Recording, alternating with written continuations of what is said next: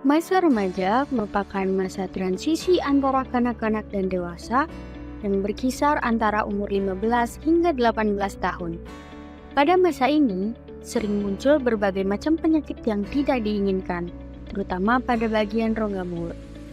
Macam-macam penyakit tersebut diantaranya adalah sariawan, gingivitis atau radang gusi, halitosis atau bau mulut, dan gigi impaksi. Yuk kita bahas lebih lanjut.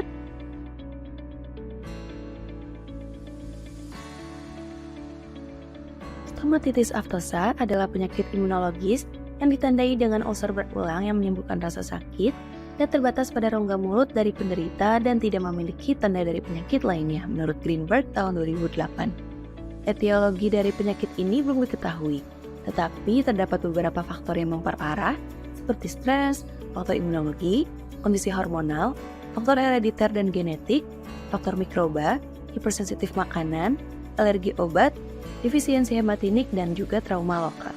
Adapun gambaran klinis dari sariawan diantaranya adalah lesi ulcer satuan yang dangkal, berbentuk bulat dengan tepi yang jelas, serta berwarna putih dengan pinggiran kemerahan pada mukosa. Sariawan disebabkan oleh beberapa hal, diantaranya ialah kurangnya vitamin C, vitamin B12, dan bisa juga karena adanya infeksi yang disebabkan oleh bakteri, virus, ataupun jamur.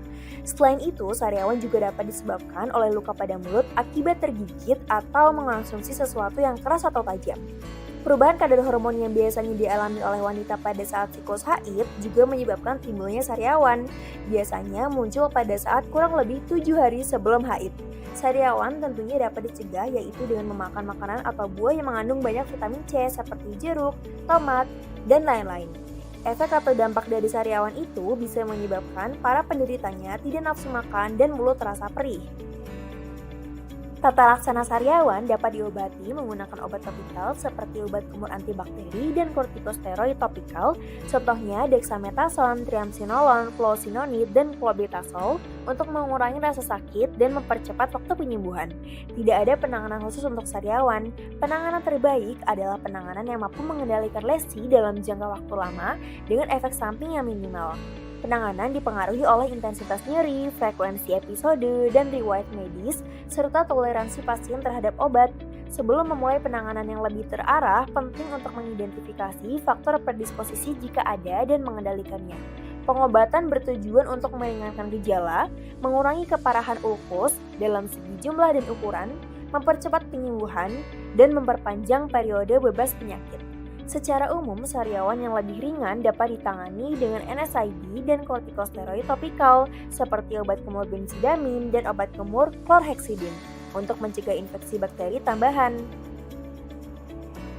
Gingivitis pubertas merupakan salah satu permasalahan kesehatan pada remaja. Hal tersebut dapat terjadi karena adanya perubahan hormon pada pubertas menyebabkan permeabilitas vaskular tinggi, tambah dengan oral hygiene yang buruk, dapat mempercepat terjadinya gingivitis pubertas, menurut Sutanto dan Putranto tahun 2020. Pada masa pubertas, peningkatan produksi hormon estrogen dan progesteron meningkat secara drastis. Peningkatan ini menyebabkan meningkatnya aliran darah ke gusi dan juga mengubah reaksi jaringan gusi terhadap bakteri dan iritan yang ada di dalam plak. Kondisi ini menyebabkan gusi berwarna lebih kemerahan, bengkak, dan lebih mudah berdarah saat menyikat gigi atau mengunyah makanan yang terlalu keras, menurut Eldarita tahun 2019. Hal ini biasanya ditandai dengan gusi yang mengalami peradangan parah dan terjadi perdarahan pada saat pemeriksaan. Jaringan yang meradang nantinya berubah menjadi berwarna merah, berlobus, serta dapat ditarik. Pada saat remaja, pertumbuhan dan perkembangan manusia akan mengalami yang namanya pubertas. Pubertas ini dapat menyebabkan gingivitis loo, atau yang familiar disebut radang gusi pada saat pubertas. Apa sih dampak yang dirasakan? Tentu yang sangat dirasakan adalah radang gusi, di mana gusi memerah dan membesar. Lalu, apa saja sih yang harus dilakukan saat terkena gingivitis pubertas ketika masa pubertas? Perawatan yang perlu dilakukan adalah menghilangkan penyebab radang. Radang gusi atau pembesaran gusi akan berkurang secara spontan dengan berakhirnya masa pubertas. Tetapi, jika faktor lokal seperti kebersihan gigi dan rongga mulut tidak diperhatikan, maka pembesaran gingiva akan tetap bertahan. Halitosis merupakan kondisi di mana seseorang memiliki aroma nafas yang tidak sedap. Umumnya, hal ini disebabkan oleh bakteri yang berkembang biak di dalam mulut. Bakteri-bakteri ini menghasilkan gas sulfur atau belerang yang kemudian keluar ketika kita membuka mulut ataupun membuang nafas lewat mulut. Adapun penyebab dari halitosis diantaranya 90% adalah berasal dari rongga mulut atau non-sistemik, sedangkan 10% merupakan faktor sistemik. Selain itu, terdapat juga jalur ekstrinsik seperti tembakau, alkohol, makanan seperti bawang merah, bawang putih, dan juga rempah-rempah, dan juga jalur intrinsik. Adapun etiologi lainnya meliputi oral hygiene yang buruk, periodontal dan karies, serostomia, morning bad breath, dan juga penyakit sistemik lainnya. Walaupun terdengar sepele, tapi ternyata halitosis atau bau mulut bisa sangat mengganggu. Halitosis bukan hanya sekedar masalah kesehatan mulut, tapi juga bisa mempengaruhi kualitas hidup kita. Orang yang menderita halitosis seringkali merasa kurang percaya diri saat harus berbicara atau dekat dengan orang lain. Dan tidak hanya itu, masalah sosial ini bisa berkembang jadi masalah kesehatan mental seperti munculnya rasa cemas, depresi, atau bahkan penurunan harga diri. Bahkan, tidak sedikit yang akhirnya menarik diri dari pergaulan sampai mendapatkan stigma dari orang lain. Nah, lalu bagaimana kita menghilangkan bau mulut? Perawatan halitosis diarahkan untuk meringankan faktor penyebabnya. Penyebab terbesar halitosis berasal dari rongga mulut, maka tentu saja kebersihan rongga mulut dan lidah harus sangat diperhatikan. Bakteri dan biofilm yang bertanggung jawab menyebabkan halitosis harus dihilangkan. Asal halitosis biasanya berasal dari bagian belakang lidah, maka lidah harus dibersihkan. Pembersihan dilakukan dengan lembut dan jangan digosok terlalu keras. Dapat juga menggunakan obat kumur kloroksidin, dan tentu saja tidak lupa menggosok gigi 2 kali sehari, serta kontrol rutin ke dokter gigi.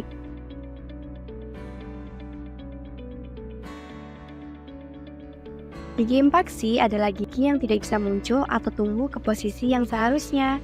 Biasanya, gigi ini terjebak di dalam gusi atau tulang rahang dan tidak bisa mencapai posisi yang normal untuk digunakan dalam menggigit atau mengunyah. Lalu apa sih penyebab gigi impaksi? Jadi, penyebab gigi impaksi bisa disebabkan oleh berbagai faktor, baik dari kondisi tubuh secara umum maupun faktor lokal di area mulut. Faktor sistemik biasanya mempengaruhi beberapa gigi sekaligus. Namun, penyebab paling umum adalah faktor lokal, seperti gigi susu yang belum tanggal, posisi gigi yang tidak tepat, ukuran lengkung rahang yang kurang memadai, adanya gigi tambahan, tumor yang berhubungan dengan gigi, kemudian arah tumbuh gigi yang tidak normal, atau adanya celah di bibir atau langit-langit. Faktor-faktor ini bisa membuat gigi tidak bisa muncul ke posisi yang seharusnya dan menyebabkan masalah. Ada beberapa masalah kesehatan yang bisa timbul akibat gigi impaksi. Pertama, mungkin kamu merasakan nyeri yang bisa menyebar hingga ke leher. Hal itu karena saraf di sekitar rahang dan gigi tertekan. Selain itu, gigi impaksi bisa menyebabkan gigi berlubang karena sisa makanan yang tersangkut di sekitar gigi tersebut. Kemudian, infeksi juga bisa terjadi loh. Misalnya, pada jaringan lunak di sekitar gigi yang dikenal sebagai perikoronitis. Jika tidak diobati, infeksi ini bisa berkembang menjadi abses atau nanah. Nah, seperti ini gambaran gigi jika kamu mengalami gigi impaksi. Kamu sudah memeriksanya belum? Jika belum, yuk pergi ke dokter gigi. Gimana sih dampak yang sering ditimbulkan dari impaksi gigi? Yang pertama adalah rasa nyeri dan tidak nyaman. Yang kedua adalah karies. Karena gigi impaksi sulit dijangkau dengan sikat gigi, sehingga menyebabkan penumpukan plak dan karang gigi. Yang ketiga adalah infeksi dan peradangan pada jaringan sekitarnya, atau dapat disebut dengan perikoronitis.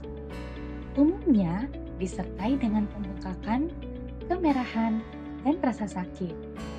Yang terakhir, kista, tumor, dan resorpsi akar dari gigi yang berdekatan juga merupakan dampak dari infeksi gigi walaupun sangat jarang terjadi.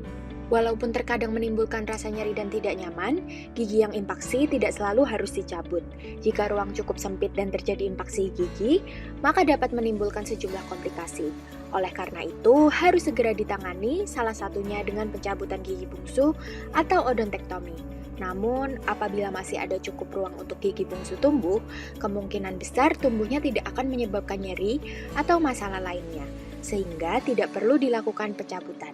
Meskipun demikian, kebersihan gigi dan rongga mulut tetap harus terjaga agar tidak menimbulkan penyakit lain. Selain itu, kontrol rutin ke dokter gigi tetap perlu dilakukan minimal 6 bulan sekali untuk mencegah keluhan lain pada gigi dan mulut. Nah, itu dia beberapa jenis penyakit yang biasa terjadi pada masa-masa remaja.